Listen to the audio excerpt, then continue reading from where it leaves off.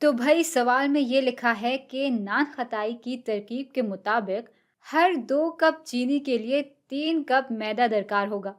तो अगर आप बहुत सारी नान खटाई बना रहे हैं जिसके लिए आप 9 कप मैदा ले रहे हैं, तो उसके लिए कितने कप चीनी दरकार होगी?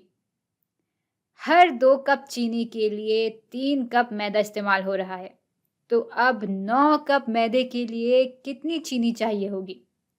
तो भाई इस बारे में हम मुख्तलिफ तरह से सोच सकते हैं।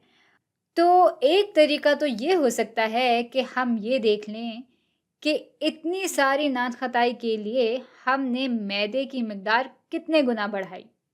अब भाई अगर हमें चीनी और मैदे के दरमियान यही प्रोपोर्शन कायम रखना है जो कि हमें तरकीब में दिया हुआ था, तो जितनी गुना चीनी की मिकदार बढ़ेगी, उतनी ही गुना मैदे की मिकदार भी बढ़ेगी। तो यहाँ जब हम 3 कप मैदे को 3 से ज़रब देते हैं, तब जाके वो 9 कप के बराबर होता है। तो बस 9 कप मैदे के लिए चीनी की मिकदार जानने के लिए हम 2 को भी 3 से ही ज़रब देंगे और ये हो जाएगा 6 के बराबर। और बस यही हमारा सही जवाब है। लेकिन इस जवाब तक हम एक और तरीके से भी पहुंच सकते हैं।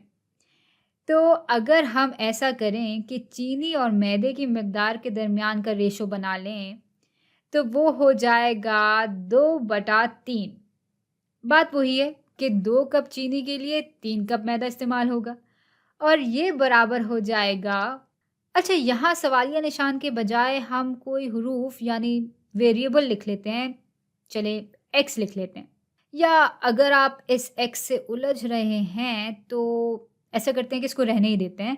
इसकी जगह हम सवालिया निशान ही बना लेते हैं ताकि भाई बात पहले हमें मुकम्मल तौर पे समझ आ जाए।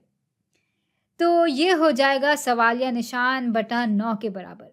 भाई अब पहले तो हमने बड़ी आम फहम तरीके से सवाल को हल कर लिया था, पर इस बार कुछ मज़े का करते हैं। इस बार हम अलजेब्रा की मदद से सवाल को हल करके देखते हैं। अच्छा, कुछ लोग इसको क्रॉस मल्टीप्लिकेशन भी कहते हैं, लेकिन भाई क्रॉस मल्टीप्लिकेशन में भी आप अलजेब्रा ही इस्तेमाल कर रहे होते हैं। तो इसलिए मैं तो इसको अलजेब्रा ही कहूँगी। वैसे क्रॉस मल्टीप्लिकेशन कहना भी गलत नहीं होगा क्योंकि क्रॉस मल्टीप्लिकेशन में आप इधर की आदात को उधर से ज़रब देते हैं और इसको बराबर रखते हैं इधर के आदात ज़रब उधर के आदात से। यानी यहाँ पर हम इसको कहेंगे कि 2 ज़रब 9 बराबर होगा इस सवालिया निशान ज़रब 3 के। और इसको हल करें तो ये हो जाएगा 18 जो कि बराबर होगा जो भी हमारा सवालिया निशान है ज़रब 3 के। और इसका मतलब भी यही है कि जितनी भी चीनी के कप की मिकदार हम इस्तेमाल करेंगे, अगर उसको 3 से ज़रब दे दें तो वो बराबर होना चाहिए है 18 के। तो भाई दिमाग में तो फ़ौरन आ जाता है कि 3 को जब 6 से ज़रब देते हैं तो वो 18 के बराबर हो जाता है और इस तरह हमें इस सवालिया निशान की कदर मालूम हो जाती है जो कि है 6। अब भाई बात असल में ये है कि हमने बड़े मज़े से क्रॉस मल्टीप्लिकेशन तो कर दिया, लेकिन समझ में नहीं आता कि भाई ये जवाब हमें मिला कैसे और ये सही क्यों है और ऐसी कौन-सी मंतक है जो इस्तेमाल हुई है जो कि ज़ाहिरी तौर पे नहीं दिखती। मतलब आखिर क्यों मैं इस न्यूमरेटर को इस डिनोमिनेटर से जब ज़रब दे रही हूँ, तो वो इस न्यूमरेटर और इस डिनोमिनेटर के ज़रब के बराबर होगा। हाँ, अजीब-सी बात तो लगती है और है भी, लेकिन असल में ये तरीका अलजेब्रा से आता है और अगर हम एक बार वो देख लें, तो शायद आपको ये तरीका इतना अजीब ना लगे। तो ऐसा करते हैं कि यही सब मैं फिर से लिख लेती हूँ। लेकिन इस सवालिया निशान के बजाय मैं लिख लेती हूँ x। अब हमारा 2/3 बराबर हो जाएगा यहाँ x/9 के। अच्छा, अलजेब्रा में असल में हम कह ये रहे हैं कि इक्वेशन का ये हिस्सा बराबर है इक्वेशन के इस हिस्से के।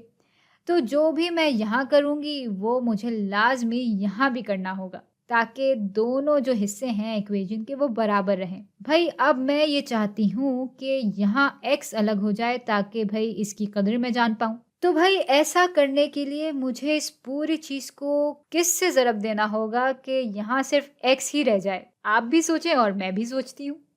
हाँ, अगर मैं इसको 9 से ज़रब दूँ, तो 9/9 बराबर हो जाएगा 1 के और यहाँ सिर्फ़ x रह जाएगा। लेकिन चूँकि इक्वेशन के दोनों हिस्से बराबर हैं, तो अगर मैं इसको 9 से ज़रब दे रही हूँ, तो मुझे यहाँ भी 9 से ज़रब देना होगा। इसलिए ये अब हो जाएगा 9 ज़रब 2/3 और इसको अगर मज़ीद हल कर लें, तो ये हो जाएगा 18/3 जो कि हो जाता है 6 के बराबर। तो भई आपस की बात ये है कि ये तरीका सिर्फ़ हमने इसलिए इस्तेमाल किया था ताकि हम इस क्रॉस मल्टिप्लिकेशन के पीछे जो भी मंतक या लॉजिक है वो समझ सकें और ये भी जान पाएँ कि इसकी बुनियाद असल में अलजेब्रा है। लेकिन वैसे तो ये सारे तरीके अपनी-अपनी जगह बिल्कुल सही हैं। तो आपको जो भी तरीका ज़्यादा आसान लगे या अगर आप मेरी तरह हैं तो जो भी तरीका मुश्किल लगे और बहुत मज़ेदार लगे, आप उस तरीके से इस सवाल को आराम से हल कर सकते हैं।